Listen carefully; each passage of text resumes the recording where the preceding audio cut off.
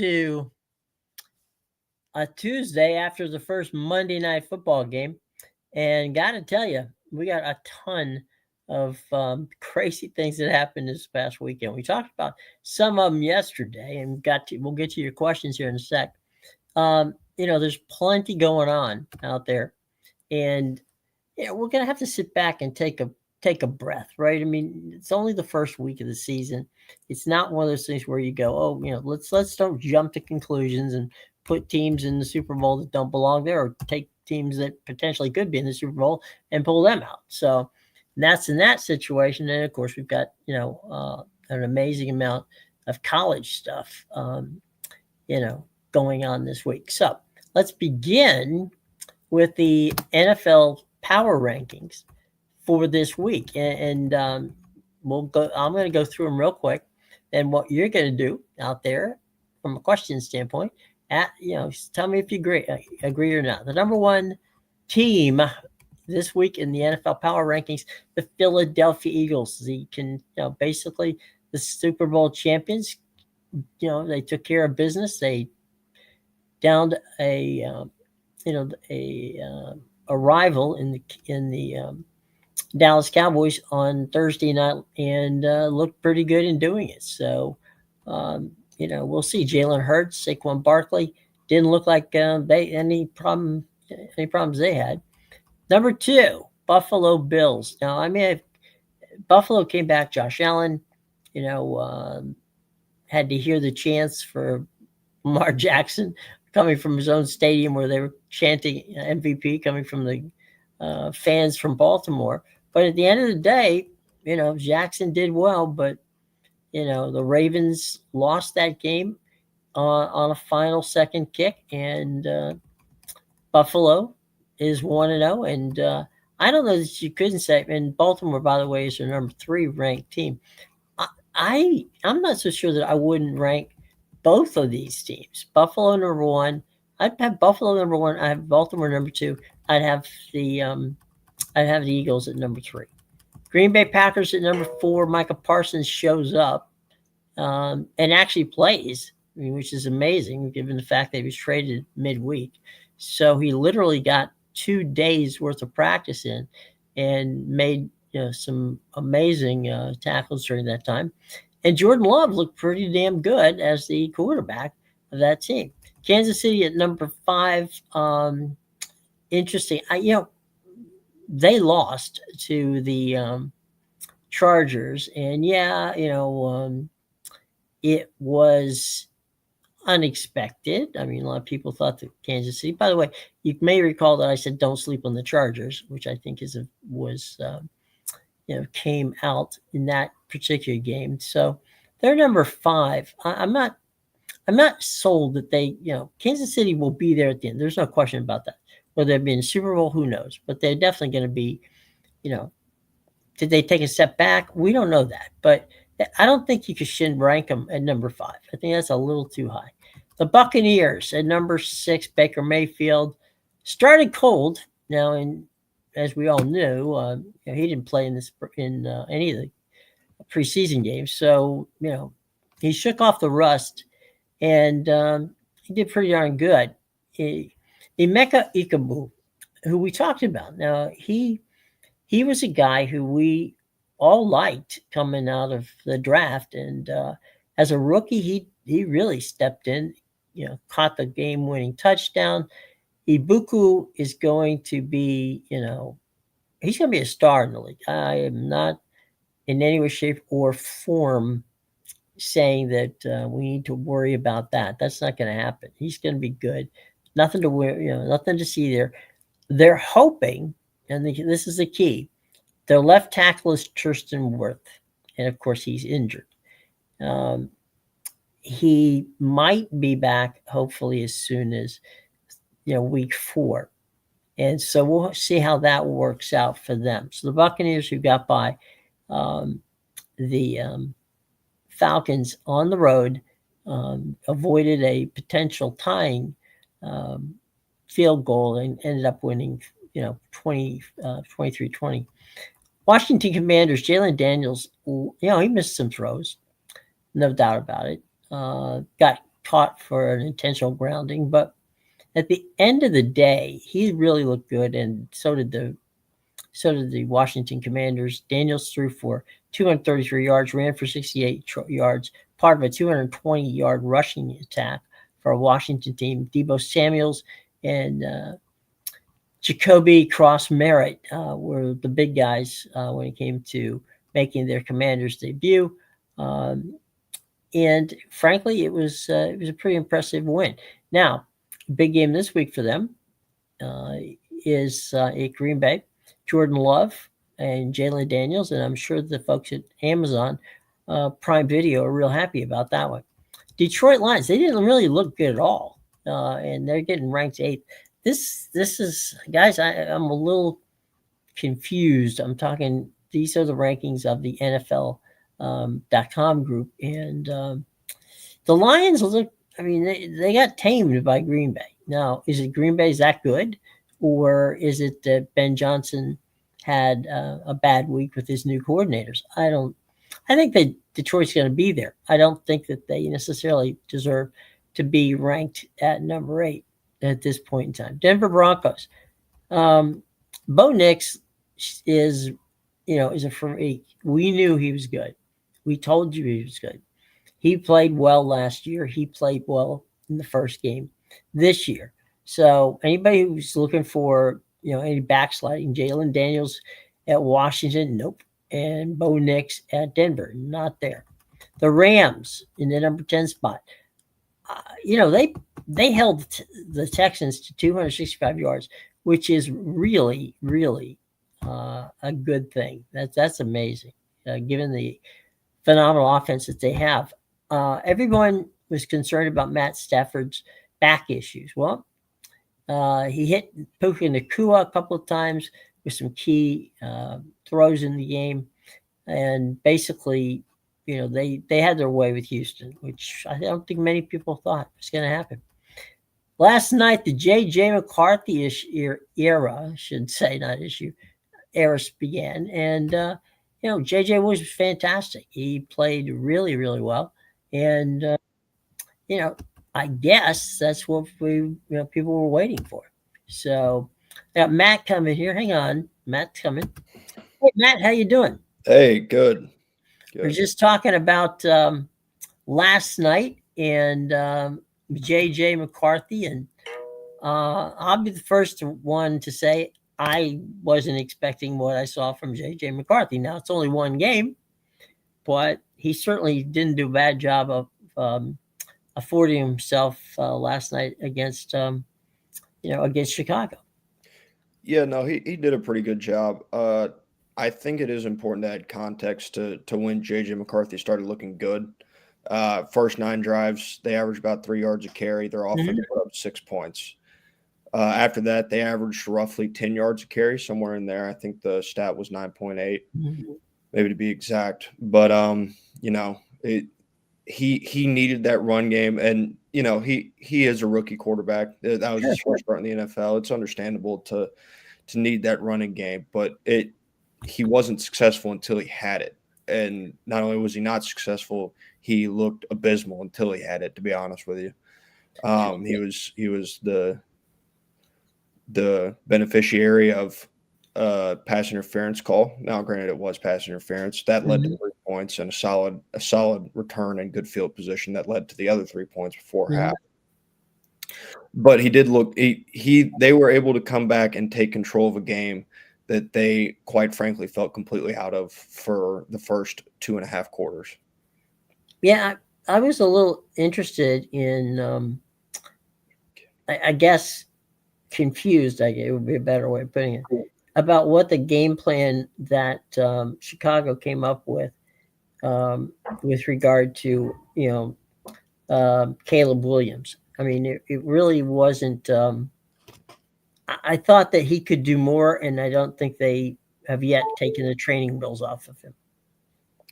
Yeah, he looked good to start the game, and he didn't look awful to end it. But I think the important factor with Caleb was on that first drive, Brian Flores didn't bring a lot of pressure in that first half. I think he only brought 2 blitzes in the first half, And as they started bringing more 5-man pressures and blitzing more, Caleb looked a lot more uncomfortable, as he should. And it's understandable, more pressure, quicker reads, things like that. And as the game goes on, you can't scramble the way that Caleb likes to scramble and end up with a positive result all the time. Eventually, you're going to start getting those negatives, and they started getting those negatives kind of after that first drive, and the offense didn't look the same. No, they didn't. It was definitely an interesting game from that standpoint. A lot more entertaining than, frankly, I thought we could expect.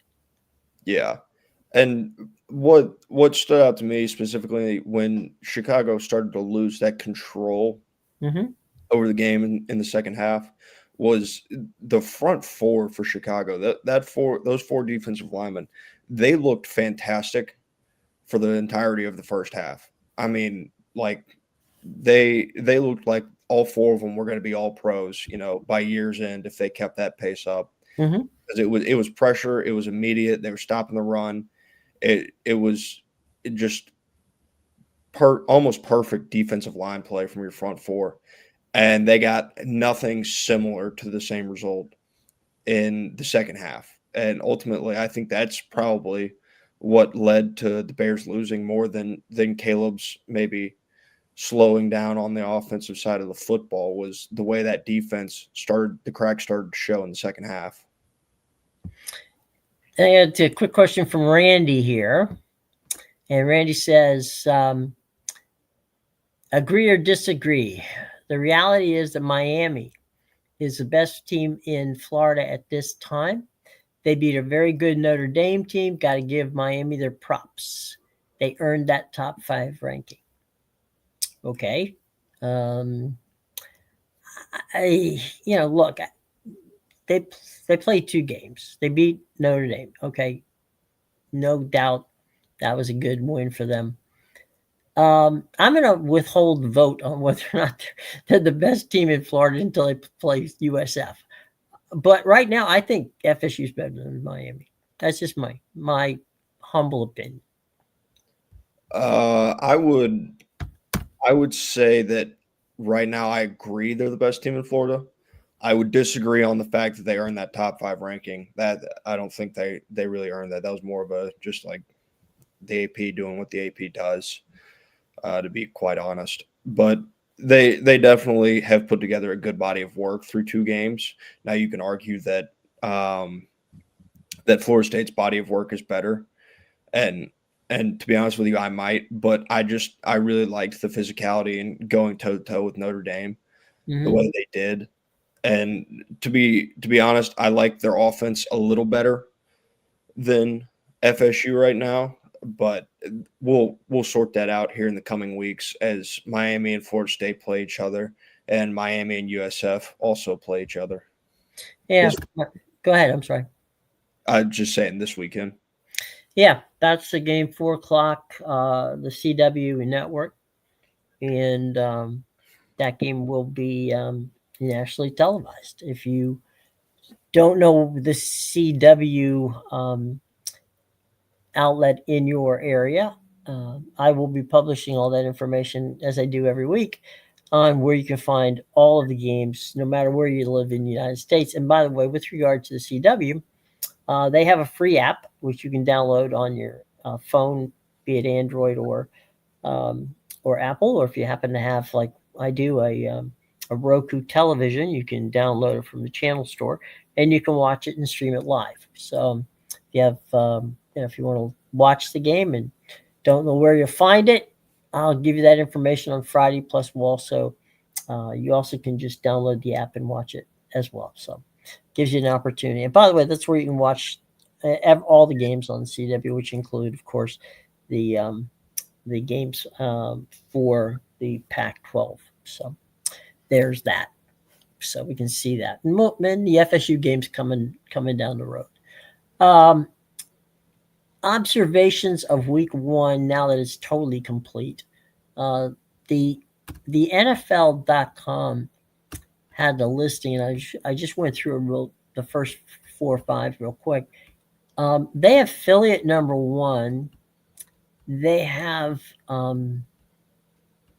Buffalo at number 2, the Ravens at number 3, Green Bay at 4, and Kansas City at 5, with the Bucks at 6, the Commanders at 7, Lions at 8, Broncos at 9, and Rams at 10. I'm not so sure that I wouldn't have, and this is just me again, that I wouldn't have Buffalo and Baltimore 1, 2, and the Eagles 3.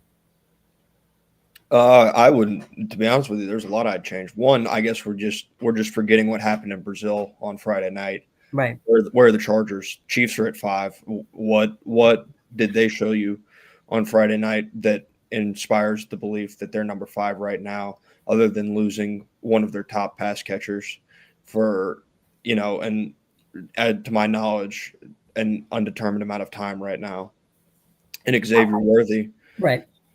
But I would put Green Bay above Philly right now. Okay. Green Bay better. They were both at home, division opponents. I think more highly of the Lions. They beat the Lions more soundly than the Eagles beat the Cowboys. Mm-hmm. Not saying that the Eagles can't come around, but really the Eagles offense came down to what can Jalen Hurts do right now. Mm-hmm. There wasn't a lot in the pass game. It was almost exclusively running the football, it felt like, for most of the night for Philadelphia. The Packers found a good mixture. They were throwing the ball early. They ran the ball late to close it out, and their defense controlled that game. It felt like a complete victory for Green Bay. Philly, it felt like they were a couple plays away from being on the losing end of that football game. I do like Buffalo and Baltimore being ahead of either of the NFC teams as well. Yeah, I mean, to me, those were the 2 better teams that I saw over the weekend. Now it's week 1, so I'm not ordaining any of these teams, as the greatest team that I've ever seen. But I have a problem, as you do, with ranking teams who lost games, and I'm taking Baltimore out of that equation for the moment. Ranking teams like Detroit and Kansas City in the top 10, given the fact that if they played well, they would have won the games instead of lost the games. So, no, I don't. This is if we're gonna vote for, who are the best teams after week 1. How can you give teams like the Lions, who didn't play that great, and certainly Kansas City, who were outclassed by the Chargers, how do you give them rankings when they lost games? That I don't get. Yeah, no, it's definitely.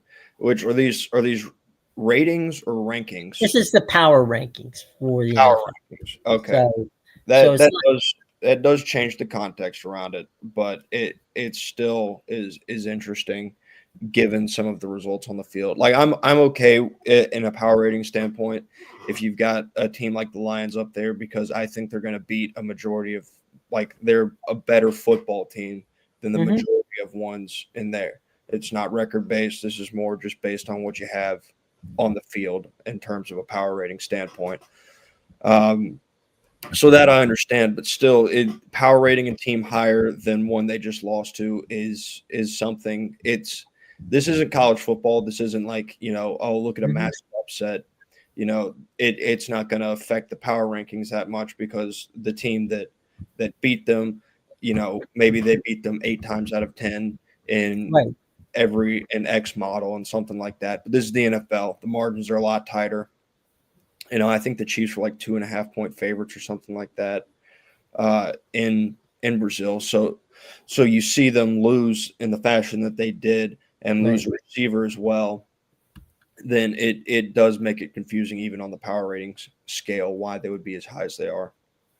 I think that frankly, I think that ranking the Commanders 7 was, I think they got underranked. I think they should have gotten moved up on that list more than 7. It's definitely possible. I'm still not I think the Commanders are a good football team. I would struggle to put them into the top 5. That kind of it feels like you're talking in a different era when you reach that top 5, and I don't feel like it's something that the Commanders are there yet. I think they're better than right now. I think they're a better football team than both the Kansas City Chiefs and I guess Kansas City's the only team. Well, the Buccaneers are ahead of them. I think they're better Buccaneers than the Chiefs. Yeah.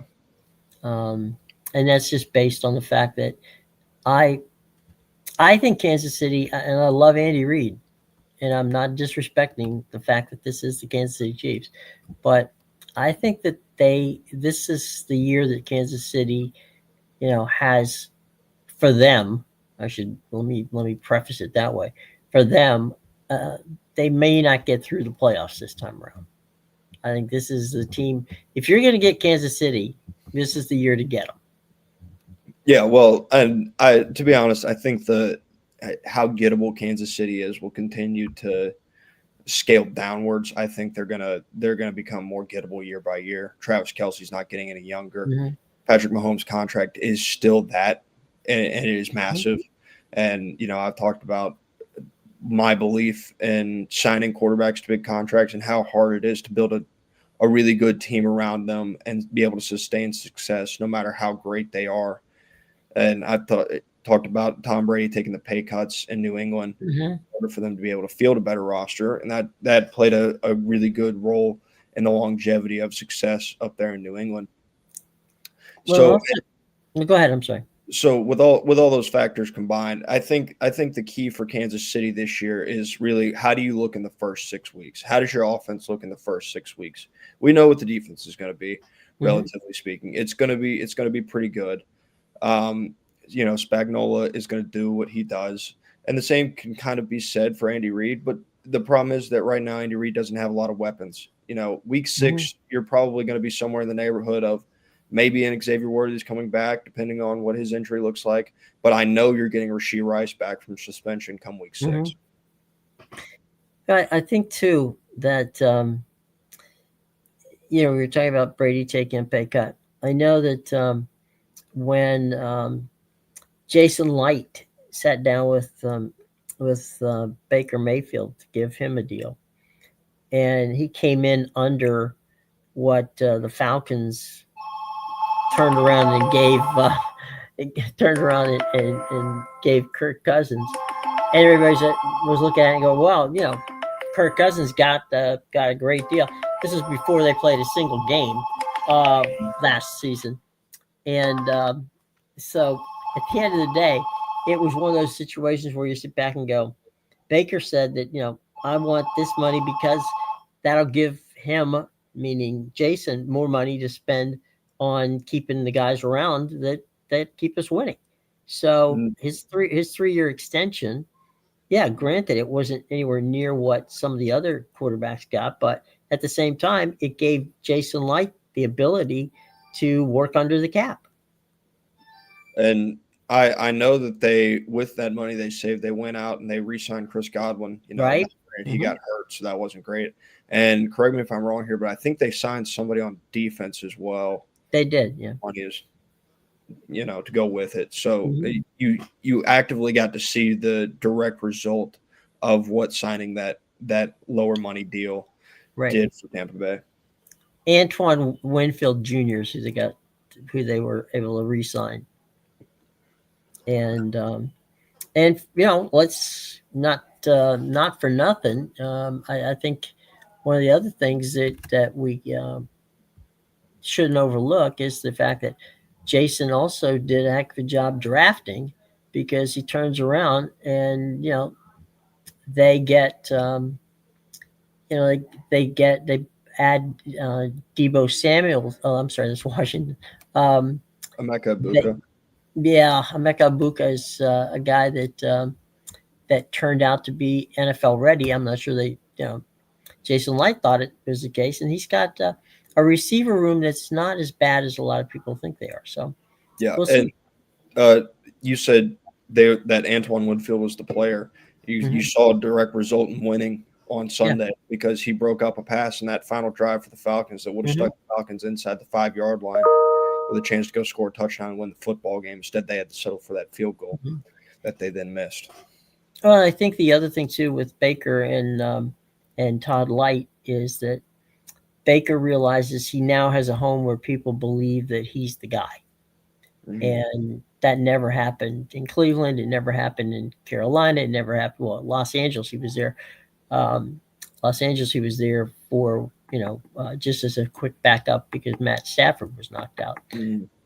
But it proved good for the Buccaneers. It proved good for Baker. I mean, sometimes that situation where you take a guy, you take a chance on him, and it worked out pretty well. So for them, it did, and Jason, did well on that. But I do think that some of the fun things we're going to see.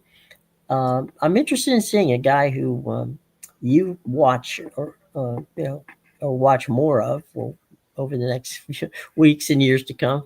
I think Michael Penix is a real deal too. I think Michael's going to be good for the Falcons, and he's going to be good for football. Yeah. You look at the games that the Falcons have lost with Michael Penix. They've all been close games, and I can't remember what the exact stat was, but there's something in the terms of like walk-off wins is basically a lot of the losses that the Falcons have faced. Michael Penix hasn't really had a chance to really do much about. He's had them in a winning position, and their defense has kind of lost them the football games on last drives. And so he's done a very good job. You saw it on Sunday. He's been efficient. He hasn't really made big mistakes all that often. And they have a fantastic skill group on offense too. If there's a place where a young quarterback can kind of grow into what they believe he can become, it's with a core that the Falcons have, however many injuries they're facing right now. Well, the thing too, with Michael, which I've always been impressed with watching him in college as well, is that he's a very poised kid. He doesn't let things fluster him. He doesn't usually make mistakes out of total, bonehead moves. He's a very well thought of, thoughtful, I should say, young man with the ability to make pretty much all the throws. I mean, I don't think I've ever seen him not be able to make a touch throw, or if he has to throw it long, he's got the arm for it. And so, yeah, I've always been impressed with the way he played. Yeah, I will say it was a bit of a shock. I thought when the Falcons took him at 8, I was big, just the context around that pick. It was extremely perplexing at the time to me. Yeah, you just signed Kirk Cousins. Now you're drafting this kid. You didn't tell Kirk Cousins that you're drafting this kid. Right. Did it anyways. But obviously there was belief in the Falcons room that he was going to be the guy. And to their credit, so far he's looked the part. And if there was ever, a game where you can point to and say, well, why would the Falcons take this kid at 8? You go back and you watch that Sugar Bowl against Texas, and if you take that game and just a vacuum for what it is, that game alone can make you go, okay, yeah, I'd take this kid top 10. It makes sense. The funny thing about this, we're throwing Kirk Cousins into this, is that the year that Cousins was drafted by Washington was the year that they drafted RG3 as the number 1 draft choice on the board.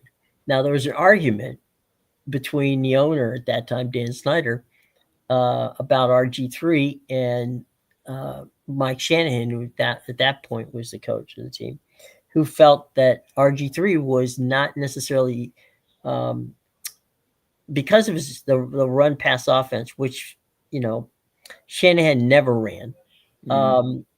He was not. He thought that Cousins at the time probably would be a better long-term choice for the team than RG3.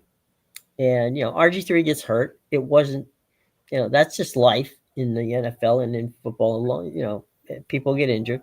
Cousins came in, played well for his time, the time he was there, and Cousins will forever be a solid, thought of backup NFL quarterback, but he's not gonna take you to the Super Bowl um, on his abilities. He's not a bad guy, not not dumb. He plays pretty smart, but he just he doesn't he's not that kind of guy who takes charge and takes charge of when he's in the huddle.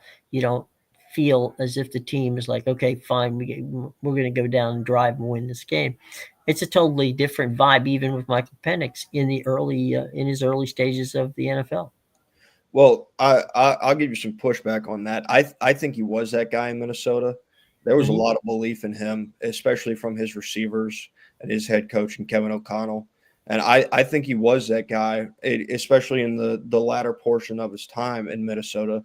Now, obviously, he had that Achilles injury, and I think post that Achilles injury, Mhm. he doesn't have that same ability anymore. But I saying that he was never that guy, I feel like would be a bit disrespectful to Kirk and his overall body of work that he's put in the NFL. Well, let me amend what I said. I if I came off harsh on Kirk, I didn't mean to, because you're not going to meet a nicer guy than Kirk Cousins. Yeah. Okay, you're not going to meet a more dedicated to the game guy than Kirk Cousins. I think the problem that Kurt had in Washington and in Minnesota was a lack of I'm trying to say this politely, but I'm not sure I can, and that is that I don't know that the organizations believed in him, Yeah. and I think when the organizations don't believe in you, it makes it difficult for the quarterback to command the respect of the team. So that's all I'm saying. I'm not saying that Kurt's a bad guy. I'm not saying that he's not talented. I'm just saying that it seems like everywhere he's gone, he's been disrespected. And I don't know how much more disrespectful you can get than signing a $145 million contract and then have the organization draft a kid, uh, in the draft, which everybody and their grandmother knew was not going to be a guy who was going to sit on the bench. Yeah. And not tell you about it either. Yeah. And what I will say in credit to, or maybe not in credit, but just as an overall point, is just uh, Kirk Cousins, I think, prior to the Achilles injury, is a guy Mm-hmm. who probably deserved that contract that he got from Atlanta. I Uh-huh. was confused by the money when they gave it to him. Just that whole organization, the way they ran it last year in the offseason, it was very confusing. It was a confusing contract to hand out. It was a confusing move to draft Michael Penix after you handed out that contract. And overall, the optics of it for the Falcons organization wasn't great at the time.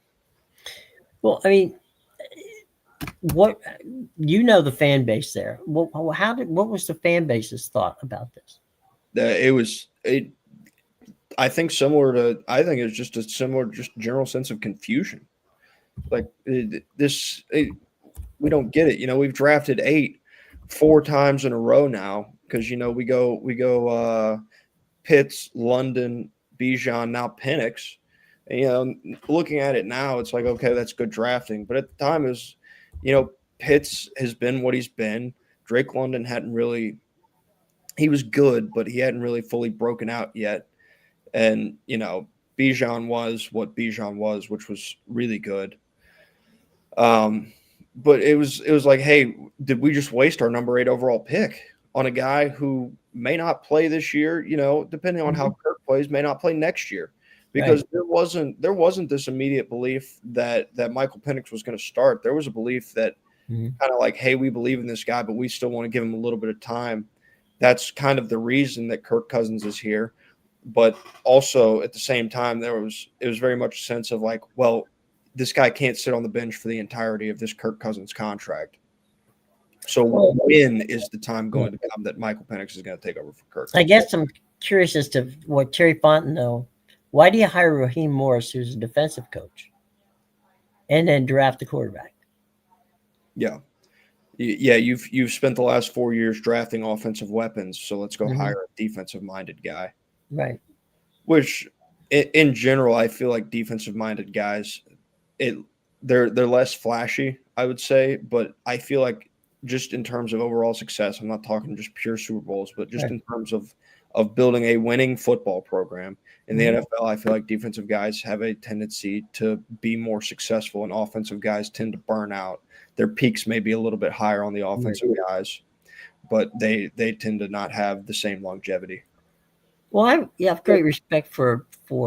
I mean, if you take a look at using that theory, pretty much 80% of the time that you win a Super Bowl, it's a defensive coach that's at the helm of the team. But I like Raheem Morris. I thought that was a good hire. I just couldn't figure out what the hell they were doing with Ricard. I mean, they need people on defense. It's not like they're um, a juggernaut on the defensive side of the field. So you could have used that. There's a lot of guys that would have been fantastic fits for Atlanta at that draft choice to use Penix on it. I thought was pretty curious. Well, I will say it was curious at that point in time, but then you go back to the way they drafted this year, and you can see the plan they have in place. It feels like a more coherent plan now than it did this time last year, because you have Penix, and Penix looks good. Bijan looks good. Drake London, hopefully he gets back on the field soon. I'm not exactly sure what injury he's dealing with. I think somebody said it was a shoulder, possibly an AC joint. He looks good. Kyle Pitts looked a little better this past weekend. So those offensive weapons look good. And then you turn around and you flip to the defensive side of the football, and Xavier Watts is starting. He was a draft choice this past draft. James Pierce is starting. He was a first-round pick this last draft. You've got Jalen Walker waiting in the wings, which feels like a guy that will get on the field probably sooner rather than later, another first-round draft choice from this year. So they went through, and I feel like they added to their defense in the places they felt the need via the draft this year, trying to be able to really supplement what they already had. Jesse Bates, AJ Terrell back there. But they needed pass rushers. They went and got pass rushers, and they needed another safety. They went and drafted another safety in this offseason. I like the way they've built this team. It's a lot younger than it has been, and it feels like you have a much better sense of direction if you're the Falcons going forward. Let me ask you a quick question about you. You don't live too far from the campus of the University of Georgia, and you're hooked into what goes on from Atlanta to Athens. Is it fair to say, because I spent a few years doing work with the Falcons on their preseason TV, broadcasts, and also putting together stuff for their coaches. I've always had the feeling that Atlanta, on the football side, has always been a stronger college town than it has been an NFL town. Is that a fair statement or unfair statement? That's fair. Yeah, that's fair. I would say in the metro area, you're probably more geared towards like in Atlanta specifically, and maybe even a little bit surrounding. You might get a little bit stronger on the NFL side of things, but you get outside of about a 15 to 20 minute radius of pure downtown Atlanta. It's not the Falcons anymore. It's Georgia football. And even some in the metro area, Tech's right there. Right. So they have a little bit of pull, and as Brent Key, continues to build that program, which I believe he will. I think the draw is only going to get a little stronger, but they definitely, you turn on the TV every Saturday, Georgia's gonna have a packed house. You turn on the TV on Sundays, same can't be said for the Falcons. A lot of empty seats in Atlanta over these past few years. I remember doing Jerry Glanville's show back when Jerry was coaching in Atlanta, and Jerry had a opening line which I thought was typical Jerry, because Jerry really didn't care what the ownership thought of, because that he was happy to sign. He goes, he was so excited. He says, after he signed, he had the team gave him 4 season tickets, and he put them on the front seat of his car. Ran into get some groceries, came out, the windshield was broken, and there were 8 season tickets in his car.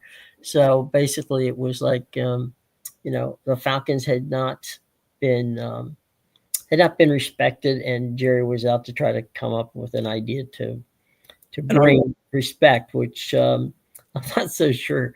Well, he had Dion on that team, so that was a pretty wild team that he had. Yeah. And what I will say is I don't think the Falcons have really kind of done themselves any favors in terms of it being, what do we care more about, the NFL or college?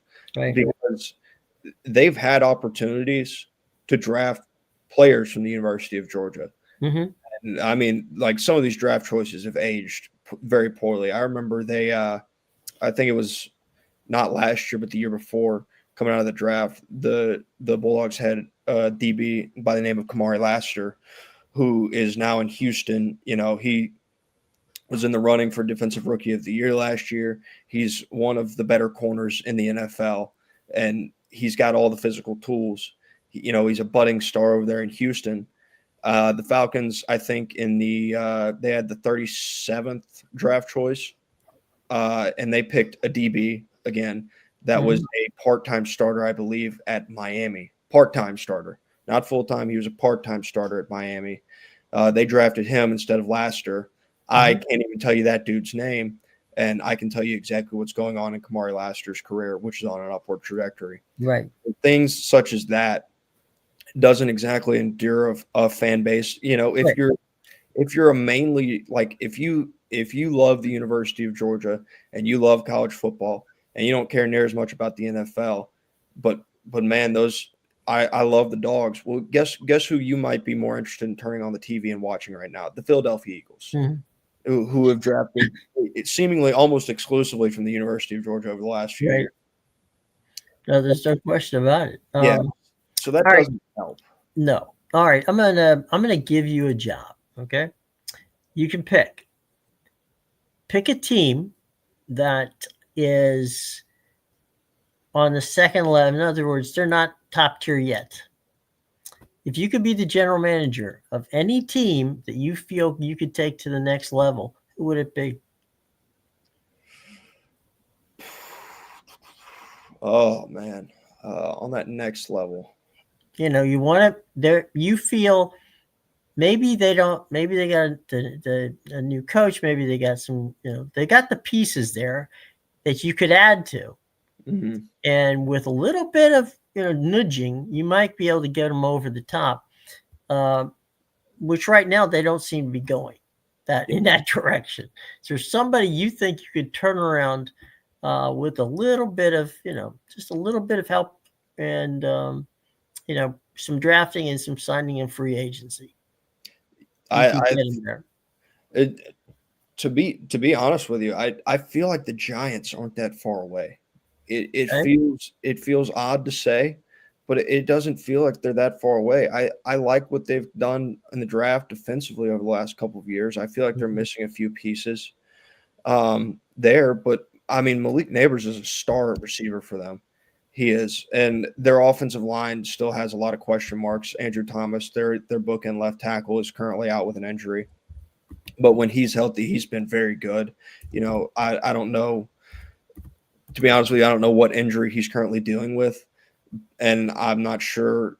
Based on the severity of it, will he be the same player coming back from it? Is a bit up in the air. But I like what they've done. I like Jackson Dart at quarterback.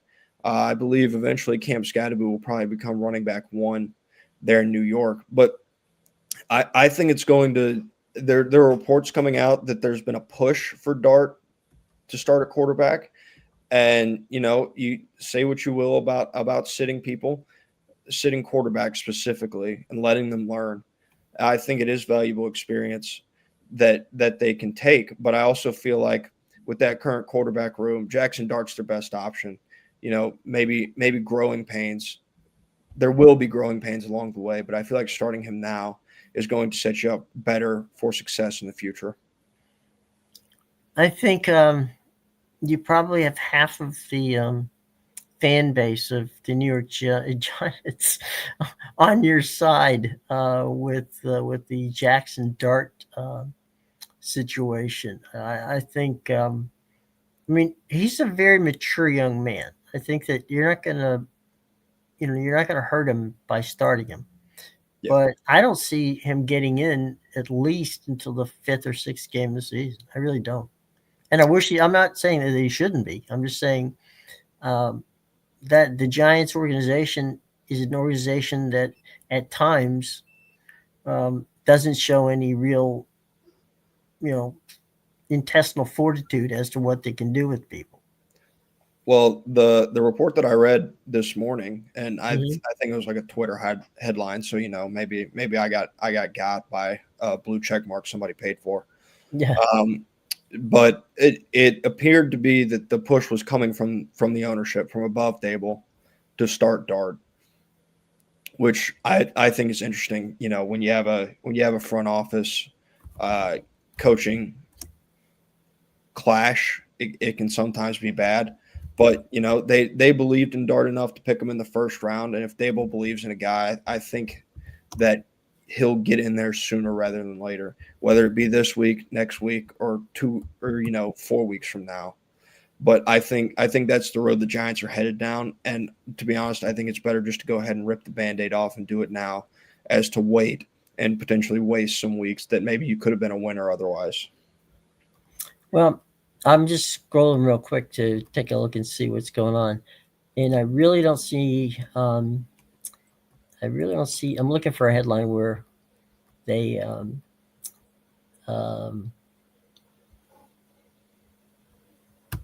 New York Post has it where it looks like Russ is going to start this week. Mm-hmm. He's going to. Yeah, Russ is going to start against the Cowboys this week. And I think that brings up, another point. Not Giants specifically, but when is the league going to kind of accept Russell Wilson for what he is now? It seems like everybody's been waiting on him to return to the form that he was at when he was winning Super Bowls in Seattle, which just isn't the case. Quite frankly, I'm shocked that the Giants were, brazen enough to go out and make him not only sign him, but make him their starter after what they saw in Pittsburgh last year. Pittsburgh won in spite of Russell Wilson. They win because of Russell Wilson last year. And he got another starting job. Well, and Pittsburgh played against a quarterback that they, Fields, who they gave away. And I think the Fields is actually going to be a good fit in for the Jets. Yeah. He's got talent. He might be, and I don't know that this will be the proper analogy. He might be a Baker Mayfield, a guy who needs to get away from all the drama to actually get to play. And if you give him that opportunity, maybe he can get it done.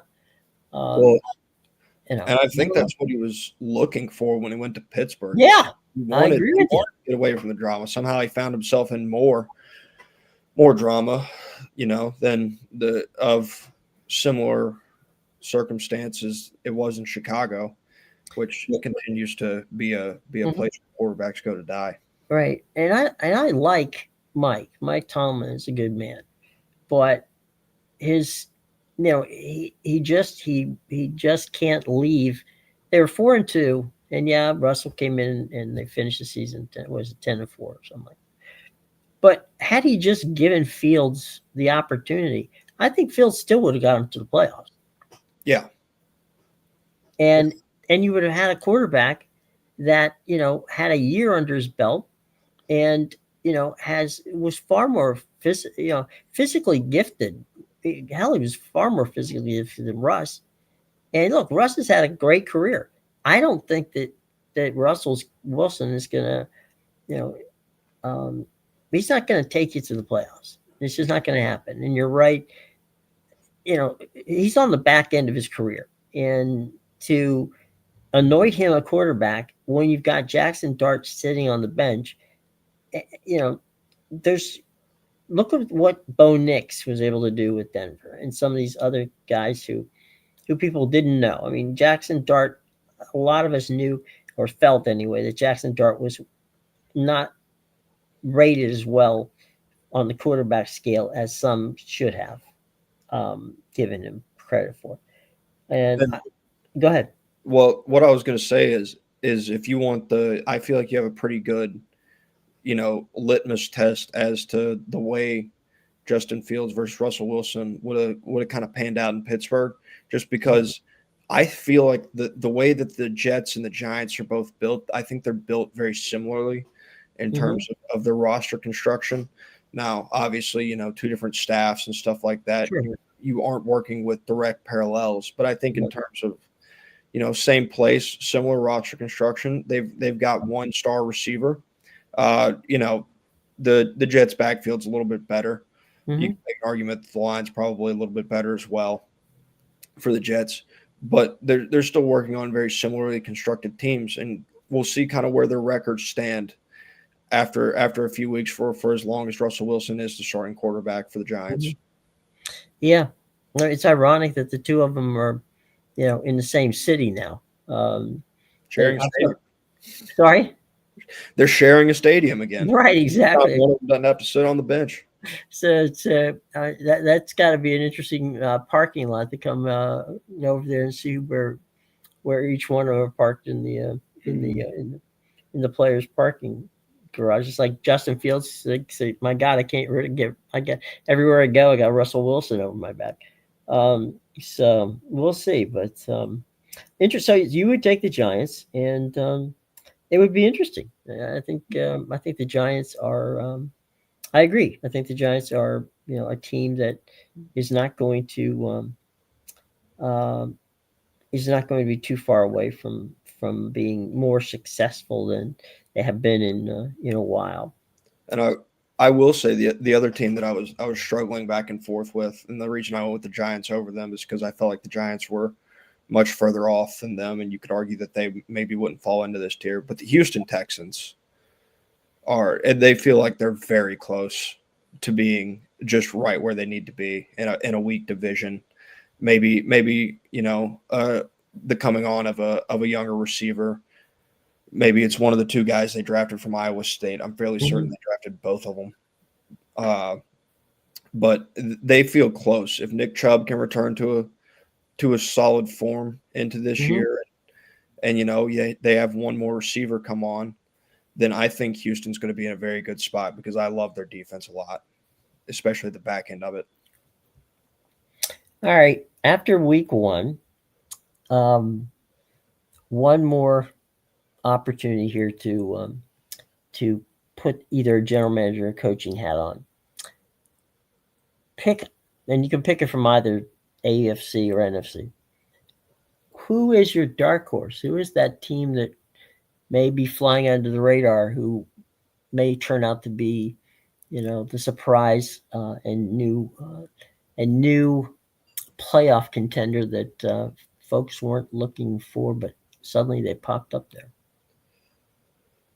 Oh, I struggle. Did you say new playoff contender? And they definitely don't. No, if you want. I mean, if they were. Let me amend that. That's not fair to take and make it new. Somebody that has been, I mean, to me, I'm looking at it and going, well, if not now, when for the Cincinnati Bengals? That would be my push. I would go with the Los Angeles Rams. Matthew Stafford's starting to look a bit like an ageless wonder over there in LA. Maybe they've got some good plastic surgeries, but he's looked every bit like his younger self still, coming out of week one. They've got Puka Nacua, they've got Devontae Adams, and that defense looks, just as good as it was last year. Again, they held the Texans, to what was it? I don't even think they scored. Would they score 17 points maybe? Yeah, there was like 215 yards. Total.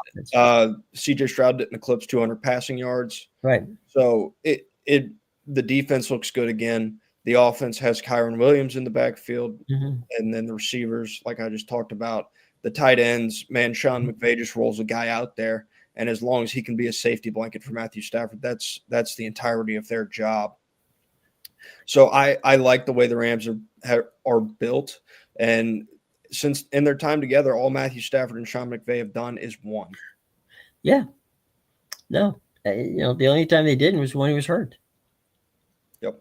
And if they can keep him upright, I think they got to. I think the Rams are. I would agree with you. I think the Rams on the NFC side are a team that's being overlooked, and you can't anticipate. I mean, people. What is amazing to me is that people tend to think, well, it's going to happen sometime during the year that Matt's going to get hurt. Mm-hmm. Well, you know what? That could happen to anybody. Okay. So, okay. Yeah. He tweaks his back during the off season. Things were a little weird. They came out of preseason with this kind of like a little question mark, but until somebody hurts him or I hope he doesn't get hurt, Matt Stafford still is a top quality quarterback in the league. And he's got a lot of good players around him, as you pointed out. And he's got a coach who's offensively a very gifted offensive mind. So, until somebody proves wrong, the Rams, I'm with you on the Rams. Yeah, and I will say there is a small part of me that wonders, even if Matthew Stafford gets hurt, as long as it's not, season-ending injury, right? Sure. Something where you can take the time. I like their backup options, whether it be Jimmy Garoppolo or even you go down to the third and Stetson Bennett. I like both of those options at quarterback. I forgot Stetson Bennett was on that team. He's got. I mean, people probably wouldn't be too thrilled if he got in the football game, the same way they were at the University of Georgia for a couple of years. Because I mean, they didn't want him to come back for 2022, a year in which he won a national title. Nobody wanted him to ride off into the sunset after he was, nobody wanted him to be the starting quarterback for the entirety of the 2021 season, right? Which he also won a national championship. So I think he's back there. If he were to get in, he'd do a fine job. They have Jimmy Garoppolo for a reason. Sean McVay believes in him as well. And again, I talked about it with Kevin O'Connell yesterday. I said if there's gonna be somebody that's going to bring out the best in J.J. McCarthy when it comes to the NFL and make me a believer in him, it's going to be Kevin O'Connell. Well, if there's somebody that I trust to pretty much plug and play a quarterback, it's going to be Sean McVay and his offense. Yep. And you're right. I you know what? I lost Stetson Bennett. so good. I knew Garoppolo because he is the ultimate insurance policy. He's not going to hurt you. He'll win games for you. And I think to your point, the reason that that the Rams have been successful is that Sean McVay is a positive guy. He's not. He looks at it and he treats players. He's we often hear the cliche, he's a player's coach. Well, not always are these coaches players' coaches, but Sean McVay is a player's coach, and they love him, and they love playing for him, and so the Rams. If the Rams make the playoffs this year, would I be surprised? No, I wouldn't be surprised they won the division. Out there, it's there for them to take. San Francisco gets guys hurt getting off the bus. So that's a problem there. And I've never quite taken that the Cardinals are that, strong of a team. And God knows what's going on with Seattle. So, look, not only could they make the playoffs, they could win that division. Yeah. And what I will say is I in terms of that divisional race, I would put the Cardinals as second in that division. I do like what they've got better on defense, and it feels like this is kind of a make or break year for Kyler. But this is year 2 for Marvin Harrison. They've got a fantastic tight end in Trey McBride too. So they have some of the pieces available to go be a good football team if they can get a little more help from the players around them as well. Here's one of my issues with the Cardinals, and that falls into ownership and dedication to to giving them what they need to do to win. Stan Kroenke and the Rams, he's kind of like a Dodgers mentality. Whatever it takes, we'll go get it. Such is not the case with Bidwell in Arizona. So, I'd love to see the Cardinals play, better and do well. But I'm going to go with the Rams over the Cardinals pretty much 9 out of 10 times because of the way that the ownership will give them what they need to succeed, as opposed to, the Bidwell way, which is not necessarily, going out and doing things that they need to do. Which and there's definitely a different mindset in both of those front offices, because you think back to 2021 when the Rams did win the Super Bowl, and I'm pretty sure on that Super Bowl parade, their GM Les Snead was wearing a shirt that said "F them picks."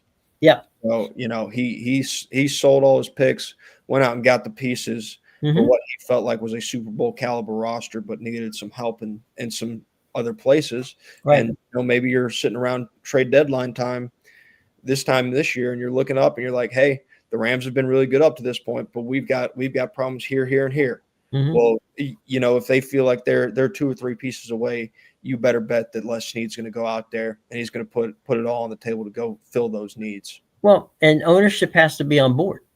And so that's what I'm saying. Stan Kroenke, to me, when you give the general manager in any sport carte blanche and say, look, go get you if that's what it's going to take to get us to the playoffs, go get them. And he's kind of adopted that mentality. It's almost the mentality that you have to have in LA. I mean, think about you talked about the Dodgers, but I mean the Lakers as well. They've seemingly gone. Now their moves haven't worked out necessarily in the same way that the Dodgers moves have in the recent past, but they've very much been an all-in organization as well, because they understand that it's an entertainment business, and if they put more in, they're going to get more out, especially in the location that they're in. Well, and if you look just from a baseball standpoint, if you look at Andrew Friedman, who is the general manager out there, and Stan Kasten, who's the president of baseball operations, I have got amazing respect for Stan. Stan ran the Atlanta Falcons, the Atlanta Hawks, the Atlanta Braves, and the Atlanta Thrashers, I think was the hockey team at the time. He's the only guy in professional sports who's run 3 franchises at the same time as president. He brought in John Schuerholz, and for 14 consecutive years, the Braves made the playoffs and had some pretty darn good baseball teams during that time. Came to Washington, helped put together a team that ended up winning the 2019 World Series, and then went out to Los Angeles, and the rest is history there. But you're right. Entertainment, sports is entertainment in Los Angeles, and it's very important to who is number one with regard to in the newspapers and on TV. And if that the Dodgers have seemingly an unlimited amount of cash to spend, but they don't do stupid things, and I think that's been smart too. They've gone out and got guys who can play, and not just play, but play multiple positions. I mean, look how many positions Mookie Betts has played. He plays 3 positions, in a week for the Dodgers. So they've not just added; they've added with some forethought, and I think that's amazing from that standpoint. And on the Dodgers side of things, they getting away from football a little bit, but they go out and they sign everybody in the offseason. On the pitching side of things, they went out and they signed 1,000 bullpen arms, and they added more depth to what people believe was already one of the best, if not the best, rotation in baseball. It's like, well, why do they do that? Well, you look up and they've got 100 injuries because their pitching program destroys everybody's elbow. Right. It's a good pitching program. It produces great results, but when they're not producing great results, that's because they're injured. Right. So, and they still won the World Series last year with a team with pitchers that, frankly, it wasn't their first string pitching staff. Walker Buehler closed out the World Series. He's currently pitching in AAA for the Phillies. Right. After a failed stint in Boston. Right. So, what are you going to do? Right. Yeah. And we're down to maybe we'll talk about this soon. We don't have to always talk about football, but this is going to be a wild September with all the different teams in baseball that have a chance of making the playoffs. I mean, it's going to be, it's kind of like a NASCAR race. You're looking at these clumps of cars, hoping that somebody can draft on the other guy, or is it going to end up in a big wreck at the end? So there's a piece I wrote this morning about, how crazy it is out there in baseball land. And the interesting thing is there's a lot of marquee names out there, which makes it even more amazing from that standpoint. So anyway. What I will say is in the racing analogy, my Boston Red Sox have blown a tire here in recent weeks, loss of Roman Anthony. So. Well, you know what? They got time to patch that thing back up and get it out there and roll on. I hope. I hope. We'll see. We will definitely see. Well, Matt, as always, my friend, it's been a pleasure. We will be back tomorrow around noon, and maybe tomorrow we will, since it's a Wednesday. Not that much going on to. We'll have Thursday's football to talk about. Maybe we'll talk about this pennant race tomorrow. Have some fun with that. Sure. Okay. All right, gang. Thanks so much for joining us. Matt and I will be back tomorrow. Hope that you've enjoyed being with us, because we've enjoyed having you with us. If you get a chance, do us a favor. Hit that like button. Hit the subscribe button, and drop us a comment. We'll be happy to answer any and all questions. Okay? All right. Until tomorrow, take care, everybody.